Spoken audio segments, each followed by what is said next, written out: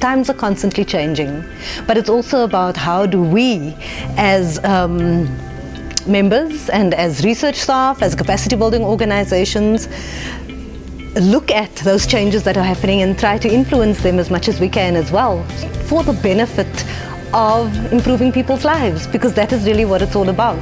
And so it's about African parliaments, that's right, because we are on the continent and we can learn from each other. There are numerous best practices. Well, evidence use among parliamentarians is extremely important for decision making and for monitoring and assessing the performance of the executive, but also of parliamentarians themselves, and to be able to make decisions that is based on sound researched evidence.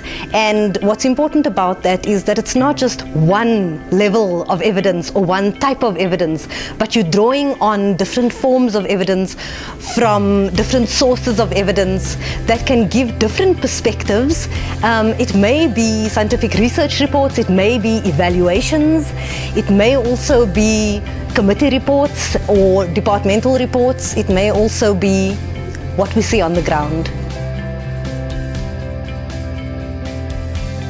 There has been a general fear, especially around, if we look at monitoring and evaluation, about holding people accountable by looking at evaluation practices. And the fear is really around what's not being done is going to be exposed. And so people generally would, at certain points, not be as free to demand evaluations or to supply that kind of information.